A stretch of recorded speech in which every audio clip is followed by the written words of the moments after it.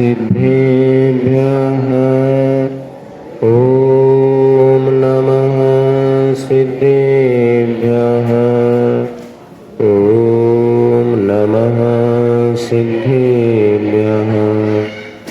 मंगलम भगवान वीरो मंगलम गौतमो गणी मंगलम कुंद कुंदाद्यो जैन धर्मोस्तु मंगलम सर्वमंगल मांगल्यम सर्वकल्याणकारकम प्रधानं सर्वधर्माणां जैनं जयतु शासनं वन्दे विद्यासागरम्। जय बोले अहिंसा परमो धर्म की। शासन नायक भगवान महावीर स्वामी की। आचार्य भगवान श्री कुंद महाराज की। आचार्य गुरुवर श्री विद्यासागर जी महाराज की। आचार्य श्री समय सागर जी महाराज की।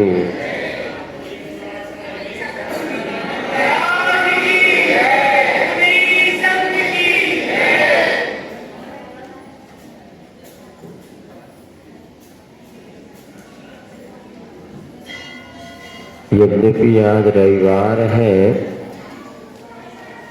लेकिन अब आज भी अपन मूक माटी महाकाव्य की ही चर्चा कर लेते हैं। सो यहाँ पर कल प्रसंग चल रहा था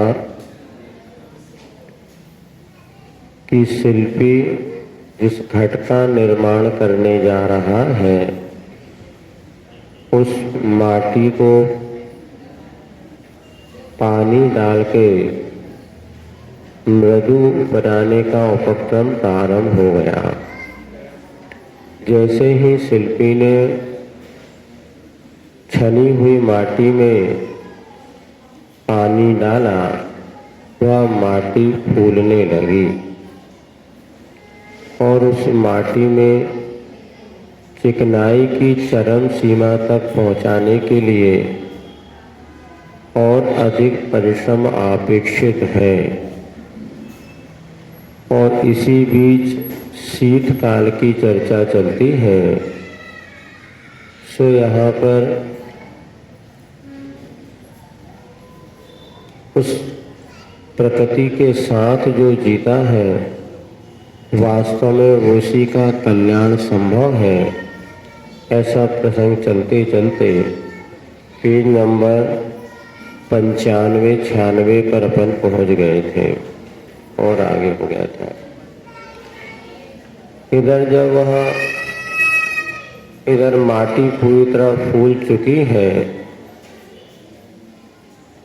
किंतु उसी माटी के बीच साथ में एक कांटा जो टूट गया था कुदाली की मार से, सो वह कांटा ने माटी से या शिल्पी से बदला लेने का भाव मन में ठान रखा है। सो बदले का भाव किस तरह हमारे लिए हानिकारक है, इस बात की चर्चा करते हुए पेज नंबर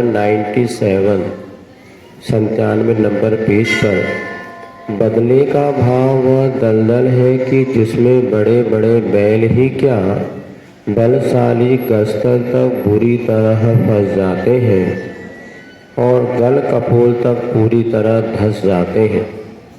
बदले का भाव वह अनल है जो जलाता है तन को भी चेतन को भी भवो भवो तक। बदले का भाव वह राहु है जिसके सुदीर विकराल गाल में छोटा सा कबलवन चेतन रूप भास्वत भानु भी अपने अस्तित्व को खो देता है। और सुनो, बाली ने बाली से बदला लेना ठान लिया था दशानन ने। फिर क्या मिला फल? तन का बल मतित हुआ, मन का बल व्यतीत हुआ और यश का बल पतित हुआ। यही हुआ ना त्राहि माम यूँ चिल्लाता हुआ राक्षस की ध्वनि में रो पड़ा, तभी उसका नाम रावण पड़ा। ये पौराणिक कथा है कि एक बार वह रावण जब यात्रा पर निकला हुआ था, अचानक उसका विमान रुक गया और जैसे ही विमान रुक गया, आकाश मार्ग से वो जा रहा था, उसने नीचे की ओर देखा तो एक वहाँ पर मुनिराज तपस्या कर रहे थे। वे थे बाली मुनिराज। तो उसको देखते ही रावण को, दशानन उसका पूर्व में नाम था, दशानन नाम क्यों पड़ा? उसके 10 मुख नहीं थे, किंतु जो उसने हार पहना हुआ था, उस हार में 9 पदक लगे थे, जिसमें उसके 9 चेहरे दिखते थे, तो उसका नाम दशानन पड़ गया। 10 जिसके मुख थे। अब अन्य लोगों ने क्या किया, उसका 10 मुख बना करके उसको दशानन कहना प्रारंभ कर दिया।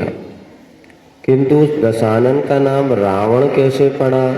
तो जब वो वहाँ से उसका विमान कीलित हो गया, उसने जैसे ऊपर से देखा, अरे ये तो मुनिराज है और लगता है इन्हीं ने मेरा विमान को रोक दिया है, और वह क्रोधित होकर के अब मुझे क्या करना है, मैं इनसे बदला लूँगा। और उसने उस पहाड़ को ही उठा करके फेंकने का उपक्रम प्रारंभ किया। इधर मुनिराज जो ध्यान मुद्दीन थे, उन्होंने सोचा कि यदि यह पहाड़ को उठा के समुद्र में फेंक देता है तो इसका तो जो होगा सो होगा, या मेरा जो होगा सो होगा, इसकी मुझे चिंता नहीं है। किंतु भरत चक्रवर्ती ने यहाँ पर कैलाश पर्वत पर चूँकि 72 जिनालय बनवाए, स्वर्णमयी जो त्रिकाल 24 बनवाई, उन मंदिरों की रक्षा कैसे हो पाएगी? ये भी समुद्र में डूब जाएंगे। अथवा जो पहाड़ पे रहने वाले हजारों की संख्या में जो पशु पक्षी हैं, वो भी मृत्यु को प्राप्त हो जाएंगे। अब मुझे इनकी रक्षा करनी होगी। रक्षा करने के लिए क्या करना? महाराज को ज़्यादा मेहनत नहीं करनी पड़ती, और चूँकि वो कायवल रिद्धि के धारी मुनिराज थे, उन्होंने अपना एक बाएं पैर का अंगूठा जैसे ही दबाया कि वो पहाड़ जो था, जिसको रावण ने अपने हाथों में उठा लिया था, वो पहाड़ भी दबने लगा। ऐसा सुनते हैं। और वो जब पहाड़ जब दबने लगा उनके बोझ से, तो वो बचाओ बचाओ बचाओ, मेरी रक्षा करो, ऐसा वो चिल्लाने लगा। इधर जैसे जब वो उसके पर्वत के भार को सह ना सका, तो ऊपर जो विमान में उनकी दशानन की रानियां बैठी हुई थी, और जैसे उन्होंने सुना कि ये दशानन तो रोने लगा, चीखने चिल्लाने लगा, तो नीचे उतर के आए और मुनिराज के चरणों में नमोस्तु करते अपने पति की रक्षा की भीख मांगने लगे।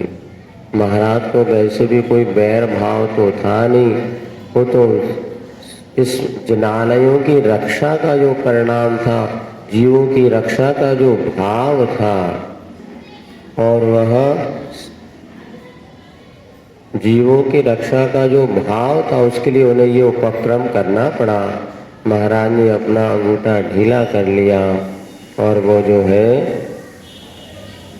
जैसे अंगूठे को ढीला किया, रावण वहाँ से पहाड़ को यथा स्थान रख करके वो पुनः वापस निकल आया, और मुनि के समक्ष उन्होंने वंदना करते हुए क्षमा याचना की।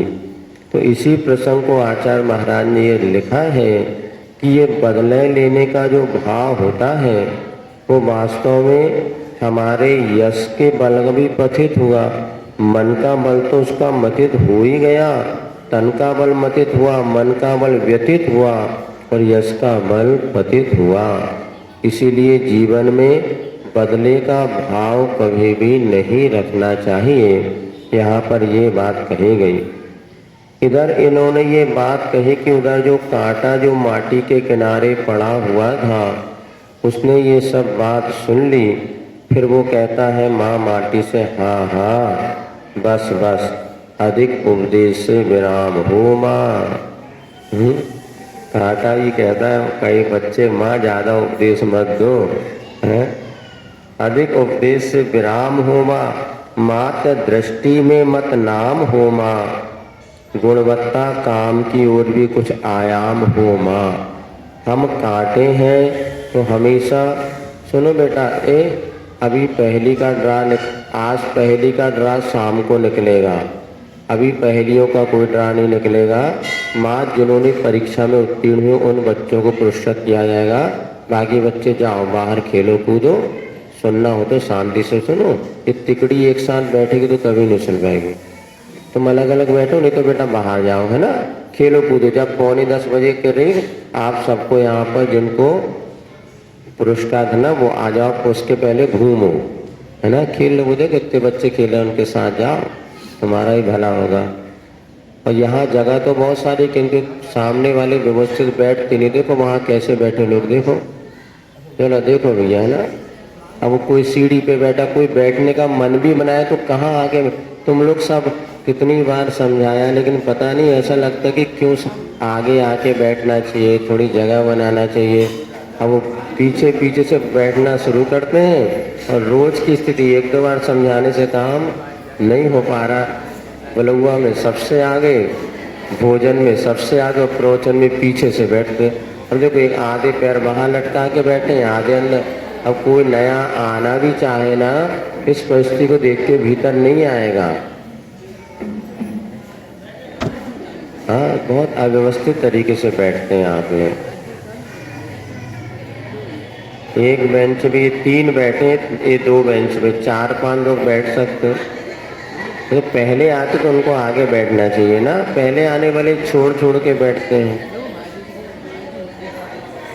अब देखो जो बाद में आने वाला वो तो बाद में आएगा, उसको तो भगवान नहीं सुधार सकते। चलो ओम, चलिए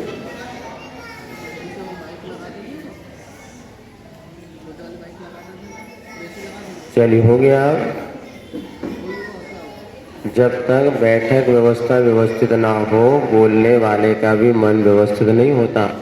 आप लोगों की चंचलता जो ड्राइवर पर भी असर करती है। गाड़ी में कोई ज़्यादा उधम करता है, इसलिए गाड़ी के जो ड्राइवर के पीछे बोर्ड लगा रहता है उसके पीछे ज़्यादा जनता ना देखे। पड़ोस वाला भी सोए ना, इसका भी ध्यान रखना पड़ता है। चलिए गए ना सब बात करने वाले, अच्छा हुआ। चलो इंतजार करो बेटा। वो मात्र दृष्टि में नाम ना हो, किंतु गुणवत्ता की ओर भी काम की ओर कुछ आयाम हो। यहाँ आक्रमण हो रहा है। वहीं निकट में एक गुलाब का पौधा खड़ा है, सुरभि से महकता और ध्वनि से गूंजती है, सतेज सूल दलों की ओर से की। इस बात को हम स्वीकारते हैं कि दूसरों की पीड़ा सल में हम निमित्त अवश्य हैं, किसी कारण से हम सूल हैं, तथापि सदा सूल हमें सूल के रूप में ही देखना बड़ी भूल है। कभी कभी सूल भी अधिक कोमल होते हैं फूल से भी, और कभी कभी फूल भी अधिक कठोर होते हैं सूल से भी। मृदु मांसल गालों से हमें छू लेती है फूली पुष्पावली, वह इस कठिन चुभन से उस मृदिता को कली कली खिल उठती है। एक अपूर्व सुख शांति संवेदित हो खेलती है उसमें। फिर तुम ही बताओ हम सूल कहाँ रहे और वह फूल कहाँ रहे। उस वासना की पीड़ा ने हम पर आक्रमण किया है, हमारी उपासना को बड़ी पीड़ा पहुँचाई है। फिर भी क्या वह फूल सूल नहीं है? लगता है कि दृष्टि में कहीं धूल पड़ी है। हमें अपने शील स्वभाव से च्युत करने का प्रयास करती हैं। ललित लताएं ये हमसे आ लिपटती हैं, खुलकर आलिंगित होती हैं, तथापि हम शूलों की शील छवि को विगलित विचलित ना होती। नोकदार हमारे मुख पर आकर, उसको भी साता नहीं है, तथापि रागी नहीं बना पाती हमें, हम पर दाग नहीं लगा पाती। वह आशातीत इस नासा तक अपनी सुगंधी सुरवत प्रेषित करती रहती, पर क्या इस नासा में कहाँ आस जगा पाती। विस्मित लोचन वाली संस्मित अधरों वाली वह इन लोचनों पर कुछ मादकता कुछ स्वादकता सर पर सरकाती रहती है, हाव भाव भंगों में नाचती रहती है, हमारे सम्मुख सदा सलील। प्राय यही देखा गया है कि ललाम चाम वाले पाम चाल वाले होते हैं, बाहर से कुछ विमल कोमल रोम वाले होते हैं और भीतर से समल कठोर कौम वाले होते हैं। लोक ख्याति तो यही है कि कामदेव का आयुध फूल है तो महादेव का आयुध शूल है। एक में पराग है सघन राग है जिसका फल संसार मिलता है, एक में विराग है अनग त्याग है जिसका फल पार मिलता है। एक औरों को दम देता है बदले में मद भर देता है, एक औरों में दम भर देता है तत्काल फिर निर्मत कर देता है। दम सुख है सुख का शोत है, मद दुख है सुख की मौत है। तथापि यह कैसी विडंबना है कि सबके मुखों से फूलों की ही प्रशंसा की जाती है और शूलों की हिंसा की जाती है। क्या यह सत्य पर आक्रमण नहीं है? पश्चिमी सभ्यता आक्रमण की निषेधिका नहीं है, अपितु आक्रमणशीला गरीयसी है जिसकी आंखों में विनाश की लीला विभीषिका घूरती रहती है सदा सदोदिता। और महामना जिस ओर अभी निष्क्रमण कर गए, सब कुछ तज कर बन गए, नग्न हो अपने में मग्न बन गए, उसी ओर उनकी अनाकर्णिका निर्देशिका भारतीय संस्कृति है, सुख शांति की प्रविष्का है। यह शूलों की अर्चा होती है इसीलिए फूलों की चर्चा होती है। फूल अर्चना की सामग्री अवश्य है, ईश के चरणों में समर्पित होते वह, परंतु फूलों को छूते नहीं भगवान। शूलधारी होकर भी काम को जलाया है प्रभु ने, तभी तो शरणहीन हुए फूल शरण की आस लेकर प्रभु चरणों में आते वह। और सुनो, प्रभु का पावन संपर्क पाकर परिणम फूलों से विलोम परिणमन शूलों में हुआ है। कहाँ से यहाँ तक, यहाँ से कहाँ तक, कब से अब तक और अब से कब तक, आदि आदि सूक्ष्माति सूक्ष्म स्थान एवं समय की सूचना सूचित होती रहती है सहज ही शूलों में। अन्यथा दिशा सूचक यंत्रों और समय सूचक यंत्र घड़ियों में कांटे का अस्तित्व क्यों है? इस बात को हमें नहीं भूलना है कि घन घमंड से भरे हुए उद्दंडों की उन्नता दूर करने में दंड संहिता की व्यवस्था होती है और शास्त्रा की शासन सैया फूलवती नहीं शूलशीला हो, अन्यथा राज सत्ता व राजस्था की रानी राजधानी बनेगी वह। इसलिए तो ऐसी शिल्पी की मति परिणति में परिवर्तन गति वांछित है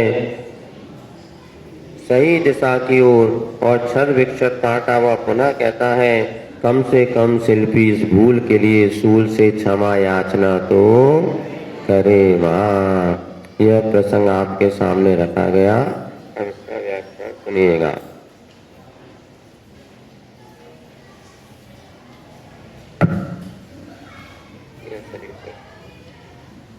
इधर जब माटी को खोदते समय वह जो एक कांटा था वो भी उस पर कुदाली की मार पड़ी और कांटा टूट गया। जब कांटा टूट गया तो कांटे ने शिल्पी से बदले लेने का भाव मन में ठान लिया। यद्यपि कांटा अब ऐसा लग रहा है मानो कंठगत उसके प्राण हैं, फिर भी मन को बल का छल का संबल मिला है और वो सोचता है जब तक इस शिल्पी को पीड़ा नहीं पहुंचाऊंगा तब तक मुझे शांति। ये बैर और बदले का भाव ऐसा ही है जो तन को भी जलाता है और चेतन को भी जलाता है।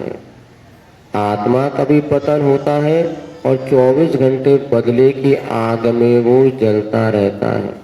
और ध्यान रखो, जो व्यक्ति कमजोर होता है ना वही सबसे ज्यादा क्रोधी होता है। क्रोधी बैरी कौन? जो सक्षम व्यक्ति नहीं, जो अक्षम होता है, जिसके पास सामर्थ्य नहीं होती, वह अपने परिणामों में ही उथल पुथल करता हुआ इस प्रकार से पैर का निधान बन जाता है। तो यहाँ पर जब कांटों के समक्ष ये बात रखी माँ इधर धरती ने या शिल्पी ने माटी ने, तो उसको कहता है माँ आप हमारे हमेशा बुराई बुराई देख रही हो।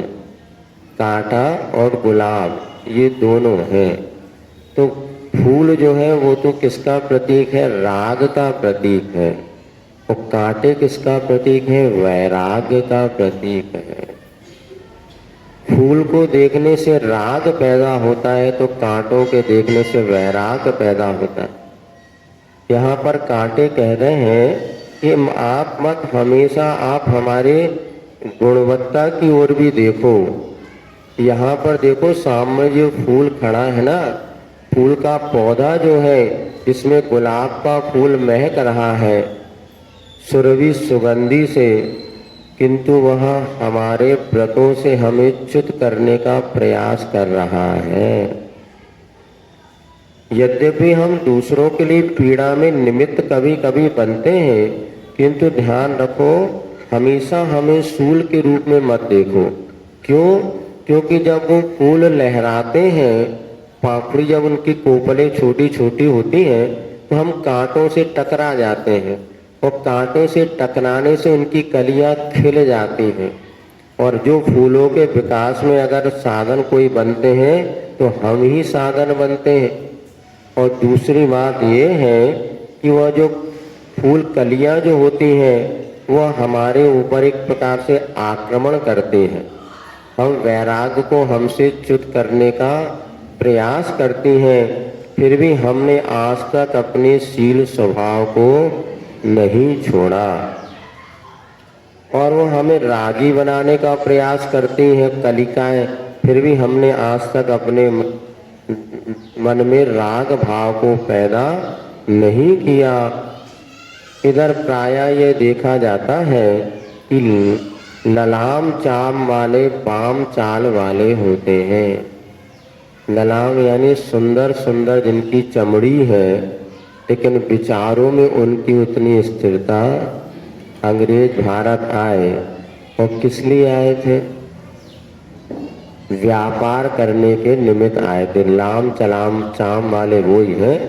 अंग्रेज गोरे नारे चिट्ठे होते थे, और वो यहाँ पर आए और उन्होंने बाहर से तो सुंदरता थी, किंतु भीतर से सुंदरता परिणामों में कुछ और था।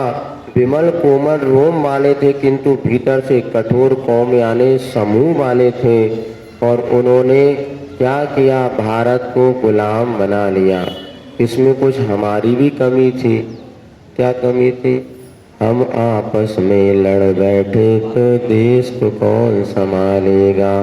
कोई बाहर वाला आकर हमको घर से हुआ। ये जितने राजा महाराजा थे वे आपस में लड़ते भिड़ते थे।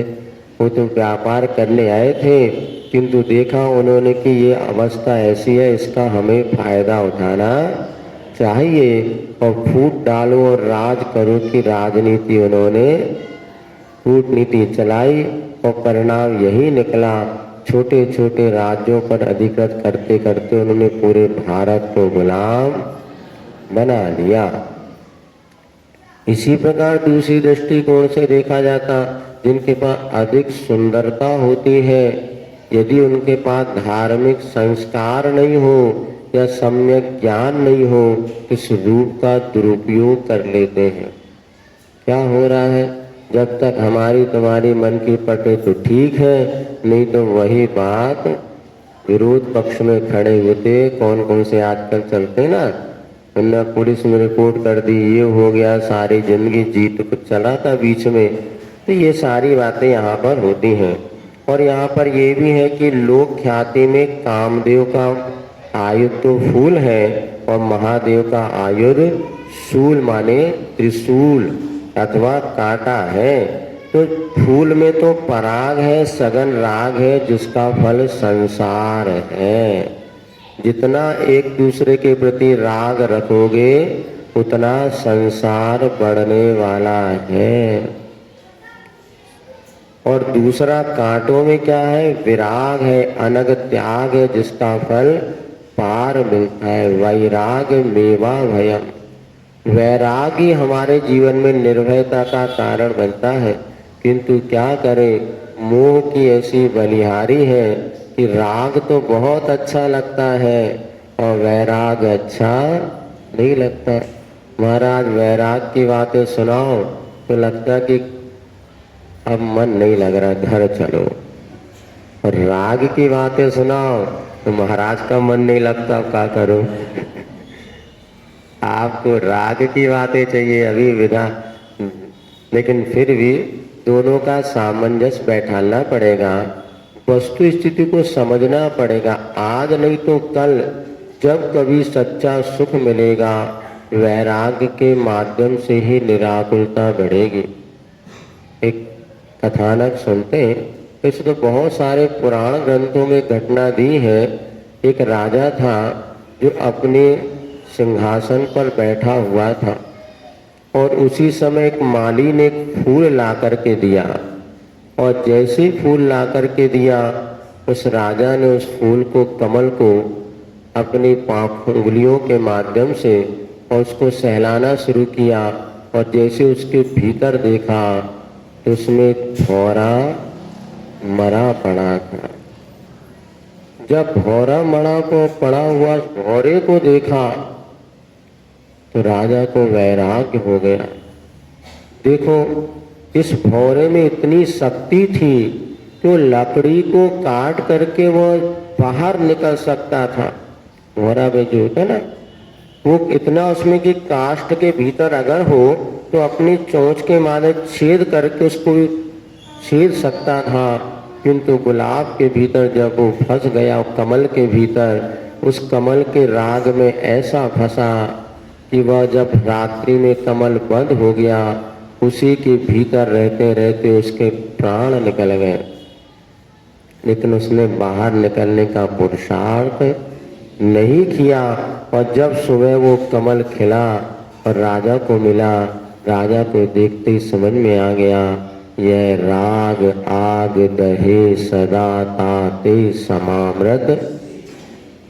जिसके प्रति हम राग करते हुए पूरा जीवन निकाल देते हैं, किंतु वास्तव में वह कभी भी सुख का साधन नहीं बनता। हमारी तुम्हारी बात नहीं, बड़े बड़े चक्रवर्ती, 6 खंड का अधिपति, और जिसके पास सारा का सारा राज वैभव था, उसको भी एक दिन सब छोड़ करके जब वो मुनि बने, तभी सच्चे सुख का उनको लाभ मिल पाया।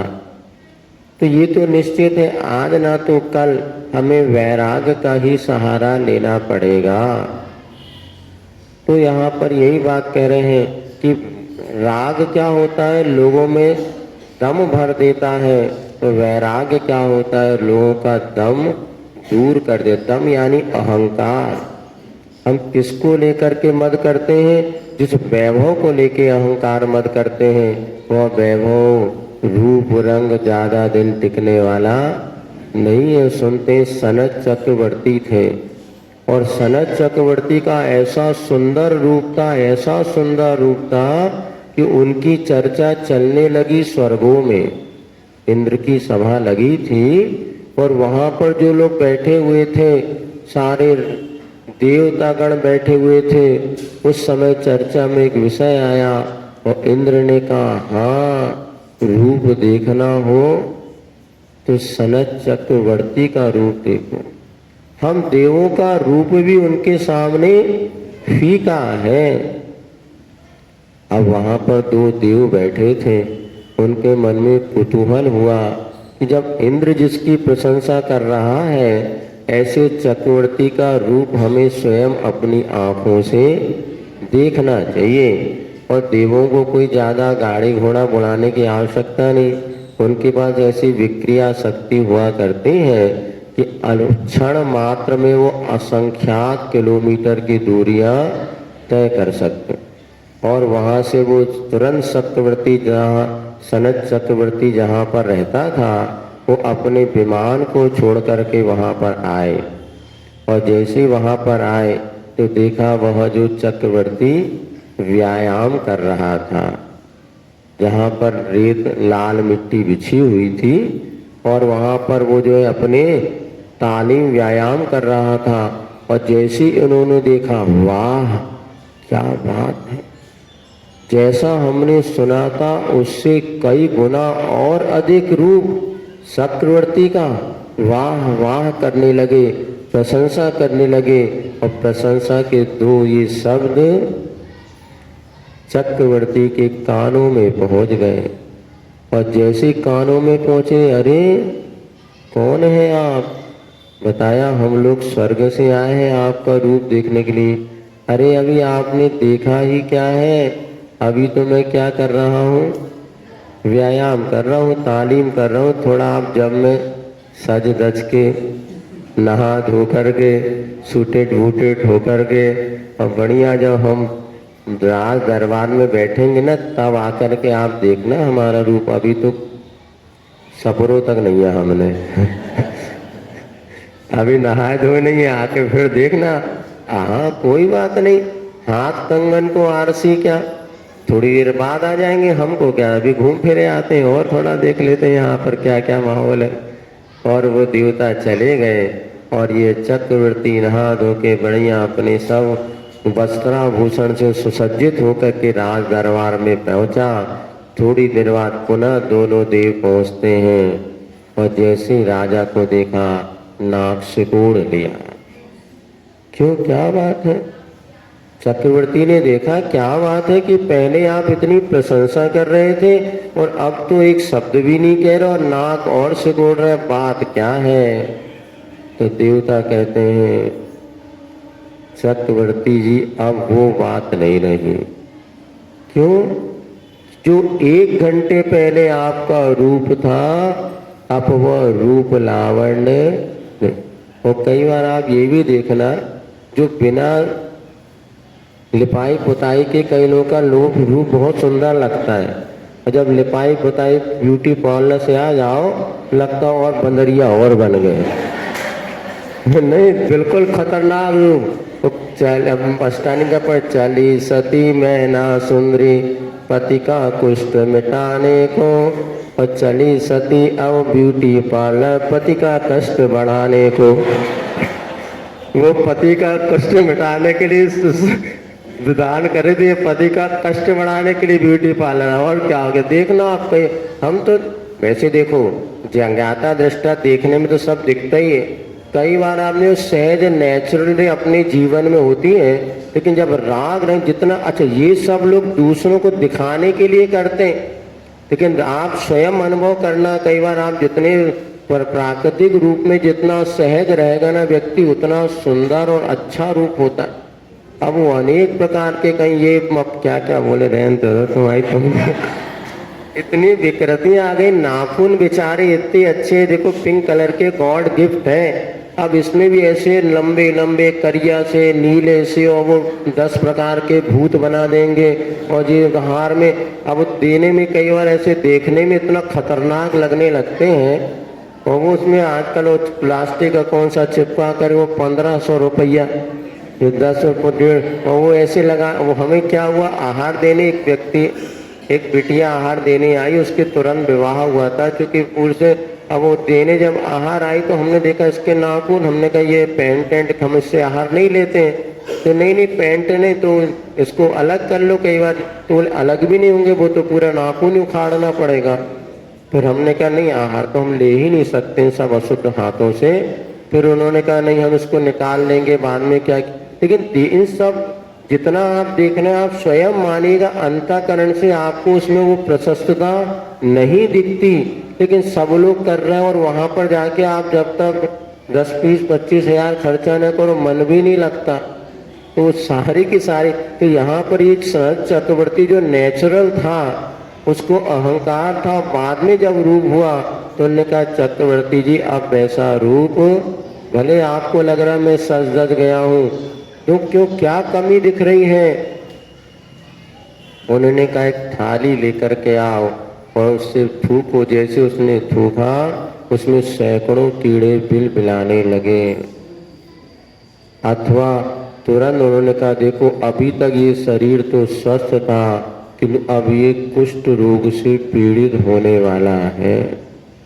और तुरंत उसमें जो कीड़े आदि दिखे, चक्रवर्ती को समझ में आ गया कि यह तन नश्वर है, इसको लेके अहंकार करना बेकार है।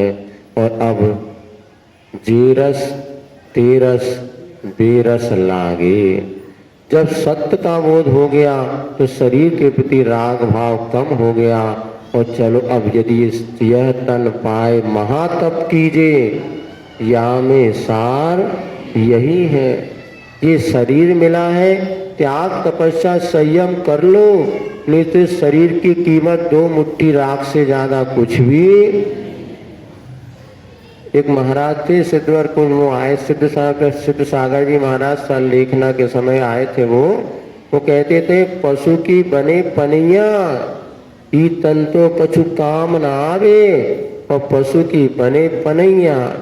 पशु मरने के बाद हम उसके चमड़े की पनैया चप्पलें तो बन जाती हैं, किंतु शरीर कुछ काम नहीं आता, और 2 कुंटल लकड़ी और चाहिए। और जिंदा में भी पशु का मल जो गोबर कर दे तो गोबर भी बताते 5 रुपए किलो बिकती है, उसकी लघु संख्या 15-10 रुपए किलो। और मनुष्य जहाँ गंदगी कर दे तो और सफाई के लाजे 20 और देखो मनुष्य का शरीर से और पशु के शरीर की तुलना करो। वो महाराज बार बार कहे पशु का शरीर फिर भी काम है, उसका मल मूत्र भी काम है। अभी दवाइयाँ बनती ना पंचगव्य गौमूत्र की ऐसी दवाइयाँ बनती बताते, जितने अन्य लोग होते उसके बिना दवाई बनाते नहीं। और दवाइयों का शोधन करके वो गौमूत्र काम आता है, किंतु मनुष्य की ऐसी दशा है जहाँ तक तो फिनाइल और एक बोतल डालनी पड़ती है। क्या इस तन में लाभ क्या है? बस इस मनुष्य के तन का यही लाभ है, इसको संयम के क्षेत्र में अगर आप लगा देते हैं तो ये मुक्ति का कारण बनता है। अन्यथा कोई कीमत नहीं, 2 मुट्ठी राख से ज्यादा कुछ भी नहीं है। तो चक्रवर्ती को बात समझ में आ गया, इस शरीर को लेकर मैं जितना अहंकार कर रहा हूँ, ये शरीर वास्तव में कभी भी ये अहंकार करने लायक है ही नहीं है। और मन में भाव आ गया, राजपाट अपने पुत्रों को सौंप करके मुनि दीक्षा ले रही। क्या मुनि दीक्षा ले तो सारे शरीर में रोग तो हो गया। अब कर्म तो मुनियों को भी नहीं छोड़ता। अब वन में चले गए, तपस्या करने लगे। इधर इंद्र की सभा में फिर चर्चा होने लगी, यदि भरत क्षेत्र में कोई मुनि देखना हो, वैरागी मुनि, आत्म कल्याण के इच्छुक मुनि, तो भरत क्षेत्र में जाकर के देखो, ऐसे मुनियों का दर्शन दुर्लभ है। फिर दोनों देवों के दिमाग में खुरापाती। कई लोग होते उनको साथा में बैठते मन नहीं लगता, चैन से बैठ नहीं सकते, चलो चल के देखेंगे। फिर दोनों आ गए, देखा मुनि महाराज का शरीर कुष्ठ रोग से पीड़ित हो चुका था, सारा शरीर से कुष्ठ रोग फैल रहा था और तकलीफ भी थी। और बस वो ध्यान में बैठे हुए थे, शुद्धो हम शाश्वतो हम, मैं शुद्ध आत्मा हूँ, ये शरीर मैं नहीं हूँ। मैं शरीर के भीतर तो हूँ, किंतु मैं शरीर नहीं हूँ। इस सत्य को उन्होंने जान लिया था कि मैं शरीर नहीं हूँ, किंतु मैं तो चेतन आत्म तत्व हूँ जो कि शाश्वत है, वही मुझे प्राप्त करना है। अब ये दोनों देव देख रहे कि महाराज तो ध्यान में बैठे, अब कैसे क्या करें, क्या पूछे। उस समय राजा थे तो अपन ने बात बन गई, अब तो कुछ समझ में नहीं आ रहा। तो उन्होंने वैद्य का रूप बनाया और बार बार जोर जोर के आवाज लगाने लगे, सर्तिया दवाई ले लो, रामबाण औषधि, हर रोगों की दवाई। और खाना नहीं पड़ता, माँ सूंघने से बड़े बड़े रोग ठीक हो जाते हैं। और ये बार बार वहाँ निकलने लगे, आने जाने लगे। महाराज समझ गए कि कुछ ना कुछ बात है, क्योंकि यही क्यों घूम रहा है, आगे देखो यहाँ तो कोई ग्राहक नहीं है। तो नहीं, अब तो ठीक है। उन्होंने तुरंत, आओ वैद्य जी, कहाँ से आए आप, कैसे वैद्य हैं? चर्चा की। बोले हम तो वैसे वैद्य हैं कि आपको दवाइए जो आपका शरीर का रोग है हम क्षण मात्र में दूर कर सकते हैं, बस आपको हमारी दवाई सूंघनी पड़ेगी। महाराज कहने लगे, भैया मेरे को दवाई तो चाहिए है, किंतु ऐसा रोग मुझे हुआ है जो भाव भाव से पीड़ा दे रहा है। ये तो इसी भाव का रोग है, भाव भाव को जो पीड़ा देने वाला रोग मेरे भीतर है, अगर उसकी कोई इलाज हो तो बता दो। बोले महाराज बताओ कौन सा रोग है? बोले जन्म जरा मृत्यु रूपी रोग जो भाव भाव में लगा, उस रोग की दवाई बता दो। ये शरीर का रोग तो अब जो है सो ठीक है। देवता हाथ जोड़कर बैठ गए, महाराज इस रोग की दवाई तो आप ही के पास है, आप ही विजय हुए, हम तो पराजित हो गए। और वह दोनों देव मुनिराज की जयकार करते हुए नमोस्तु करते वापस चले गए। वास्तव में ये कथा जो है हमें इस बात की प्रेरणा देती है कि आज हमारे जीवन में जिन पर पदार्थों को लेकर के हम राग करते हैं, अपने परिणामों में आकुल व्याकुल हत्या करते हैं, लेकिन ये सारे के सारे बाहरी जितने भी जो साधन है ये नश्वर है और दुख के कारण है। यदि हमें चैन कुल मिला है और हमारे लिए सच्चे देव सद्गुरु की सन्निधि मिली है, तो हमें अपने आत्म कल्याण के लिए राग से वैराग्य की ओर अपने जीवन को बढ़ाना चाहिए। और जीवन में यथाशक्ति ये बात निश्चित है कि गृहस्थाश्रम में रह कर के पूरी तरह वैरागी नहीं बना जा सकता और पूरी तरह बनना भी नहीं, किंतु सत्य को जानो। तो सत्य को जान लेंगे तो कम से कम हमारा जीवन में संतोष जगा आ जाएगा। जैसे कहा था संत समागम की यही तो विशेषता है कि समागम करने वाला साधु बने अथवा ना बने, किंतु संतोषी तो अवश्य बन जाता है। जो हमारे शरीर के प्रति आसक्ति है, उस आसक्ति को तो हम कम कर ही सकते हैं। और जिस तरह से आज पूरा का पूरा माहौल बना हुआ है राग रंग का, उसमें अपने आप को बचाने के लिए सम्यक पुरुषार्थ जितना बने भूमिका के अनुसार भी हम करते हैं, तो कुछ ना कुछ हमारे जीवन में सुख का रास्ता तो खुलता चला जाता है। अन्यथा शरीर की सुंदरता को लेकर के ही या शरीर के रख रखाव को लेकर के ही जितना फिजूल से खर्चा, उसके साथ साथ हिंसक सामग्री का प्रयोग, आप देखो अभी एक किस तरह से सामग्री जो बनती है जिसमें छोटी छोटी जो सौंदर्य प्रसाधन होते हैं, कितने जीवों की हत्या करने के बाद वो सौंदर्य सामग्री अपने पास आती है। उसके बिना हमारा चल नहीं सकता, ऐसा नहीं, चल सकता है।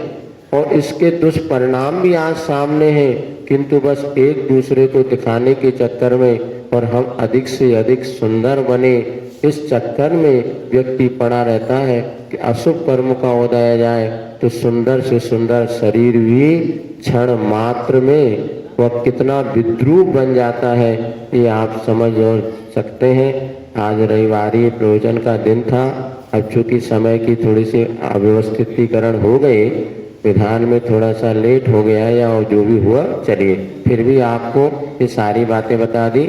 अब एक बात आपको बता देते हैं, अभी 17 का आने वाली 17 तारीख को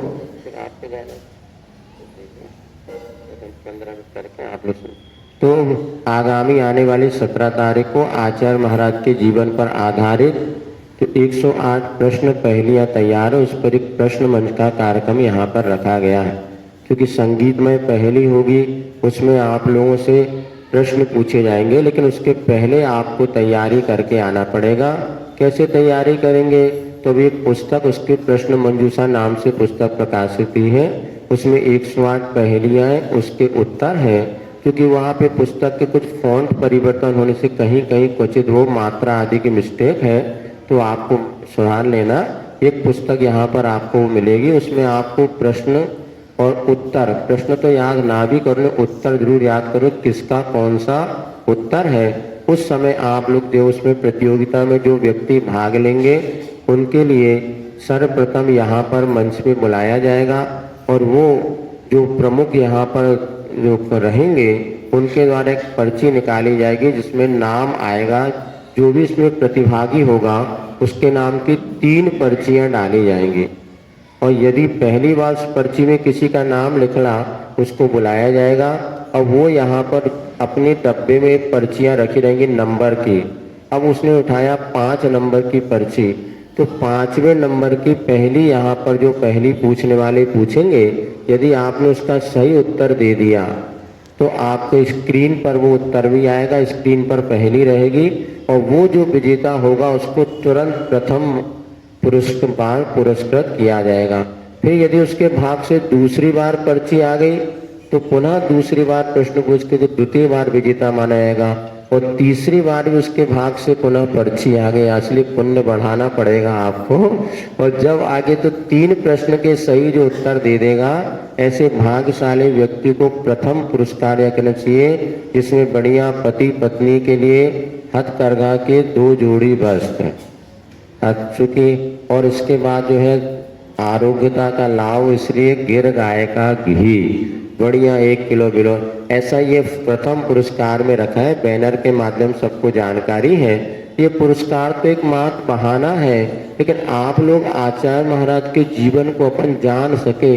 आचार्य महाराज ने अपने जीवन काल में मात्र साधना ही नहीं की, किंतु कितना चेतन और अचेतन कृतियों का निर्माण किया।